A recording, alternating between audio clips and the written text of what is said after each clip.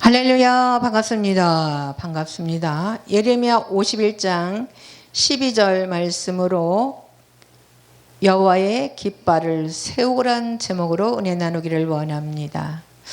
예레미야는 구약 성경의 주요 예언자 중 한 사람으로 그의 삶과 예언은 주로 예레미야서에 기록이 되어 있습니다. 예레미야는 유다 왕국의 멸망을 예언하고 바벨론 포로 생활을 경고한 예언자였으며 그의 예언과 메시지는 당시 이스라엘 백성들에게 큰 영향을 미쳤습니다. 예레미야에 대한 이해를 돕기 위해서 그의 생애와 사역에 대해 자세히 살펴보겠습니다. 예레미야의 생애입니다. 출생과 초기 생애를 살펴보면 예레미야는 주전 7세기 후반에서 태어났습니다. 그는 제사장 가문의 아들로 태어났으며 아나도드시라는 작은 마을에서 자랐습니다. 그의 출생 배경은 그가 제사장으로서의 교육을 받을 수 있는 환경에서 자랐음을 의미합니다. 소명과 초기 사역입니다. 예레미야는 젊은 나이에 예언자로 소명을 받았습니다. 예레미야서 1장 4절과 10절에 따르면 하나님께서 그를 모태에서 예언자로 세우셨습니다. 그의 소명은 유다와 예루살렘에 대한 심판과 회복의 메시지를 전하는 것이었습니다. 예레미야의 활동 시기입니다. 유다 왕국의 여러 왕들의 치세 동안 활동했습니다. 그의 활동 시기는 요시야 왕 주전 640년에서 609년의 계획 운동 시기부터 시드기야 왕 주전 597년에서 586년의 통치 기간, 그리고 유다 왕국이 바벨론에 의해 멸망하는 시기까지 이어집니다. 그는 주로 예루살렘에서 활동했으며 바벨론의 침략과 유다 왕국의 멸망을 예언했습니다. 예레미야의 주요 사역과 메시지입니다. 심판의 예언입니다. 예레미야의 주요 메시지는 유다 왕국을 제약에 대한 하나님의 심판이 임박했다는 것이었습니다. 그는 백성들이 우상 숭배와 도덕적 철학에 들어서지 않으면 멸망할 것임을 경고했습니다. 그는 백성들이 우상 숭배와 도덕적 타락에서 돌아서지 않으면, 회개하지 않으면 멸망할 것임을 경고했습니다. 그는 바벨론의 침략을 하나님의 심판독으로 보았고 바벨론에게 항복하는 것이 유다 백성이 살 길이라고 강조했습니다. 고난과 박해입니다. 예레미야는 그 예언으로 인해 많은 박해와 고난을 겪었습니다. 그는 종종 백성들과 지도자들로부터 거부당하고 감옥에 갇히기도 했습니다. 예레미야서 20장에는 그가 받는 고난으로 인해 하나님께 절망하고 자신의 출생을 저주하는 장면이 기록이 되어 있습니다. 회복의 약속입니다. 예레미야는 심판의 메시지 외에도 회복과 소망의 메시지를 전했습니다. 그는 바벨론 포로 생활이 끝난 후 유다가 다시 회복될 것이라는 하나님의 약속을 전했습니다.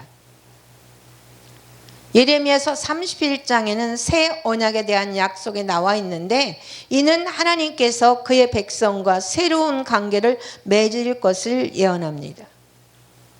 예레미야서 51장 12절의 맹장입니다. 예레미야서 51장은 바벨론에 대한 심판을 예언한 내용입니다. 심판을 예언한 내용입니다. 예레미야는 하나님께서 바벨론을 심판하실 것을 예고하고 바벨론의 멸망과 관련된 예언을 기록하고 있습니다.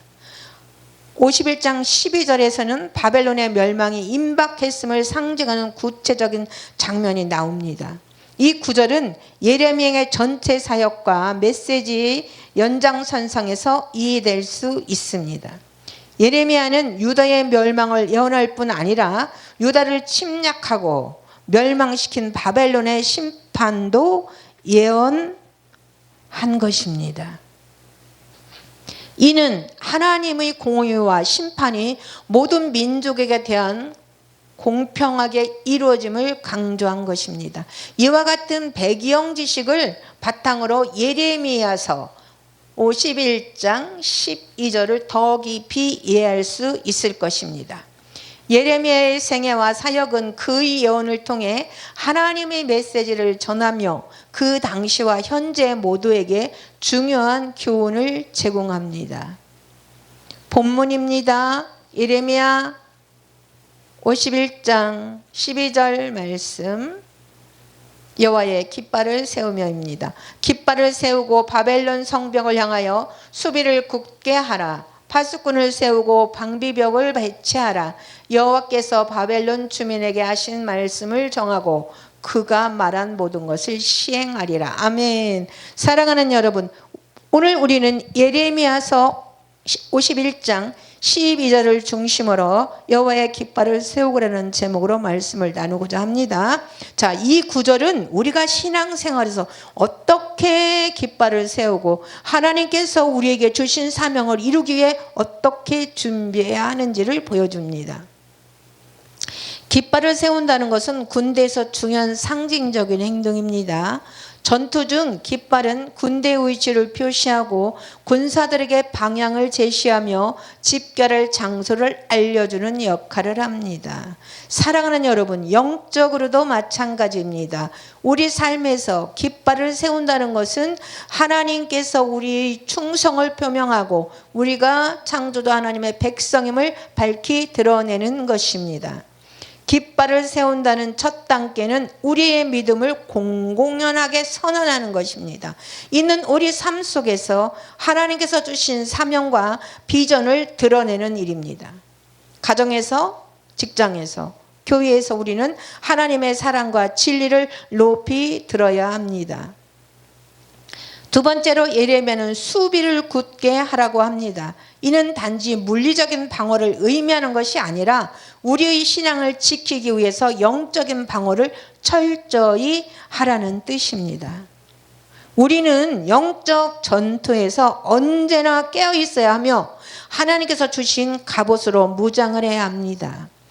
에베소서 6장 11절과 18절에서는 우리가 마귀의 궤체에 맞서기 위해 하나님의 전신갑주를 입어야 한다고 말합니다.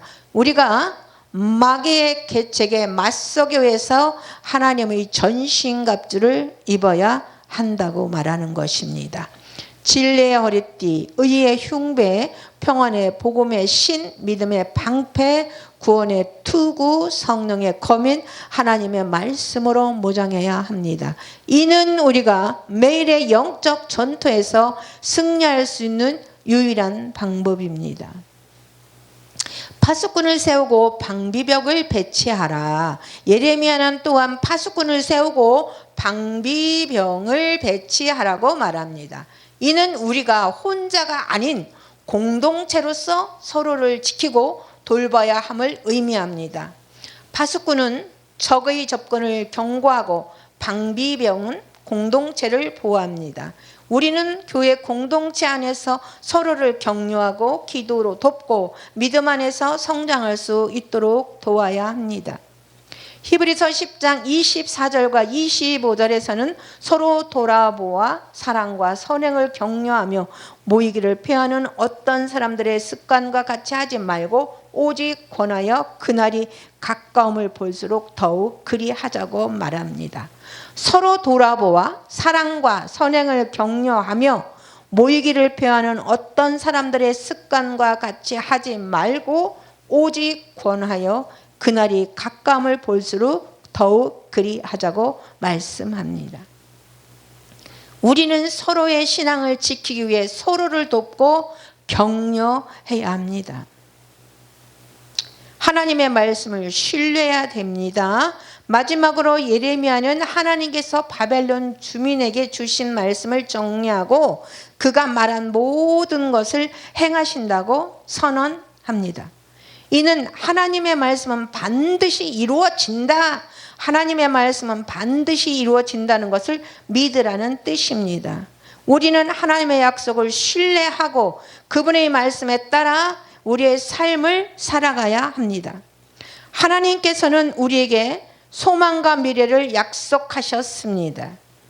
그분의 말씀은 변치 않으며 우리는 그분의 인도하심을 따라갈 때 진정한 평안과 기쁨을 누릴 수 있습니다.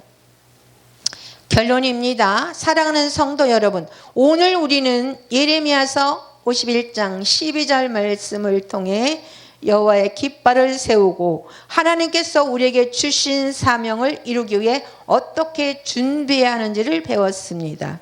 우리의 믿음을 공공연하게 선언하고 영적 방어를 철저히 하며 서로를 지키고 돌보며 하나님의 말씀을 신뢰하는 삶을 살아가야 합니다. 이제 우리의 삶 속에서 깃발을 높이 들고 하나님께 충성을 다하며 그분의 말씀에 따라 살아가는 참된 그리스도인이 됩시다. 창조주 하나님의 은혜와 평강이 여러분 모두와 함께하기를 예수 그리스도의 이름으로 축복합니다. 아멘.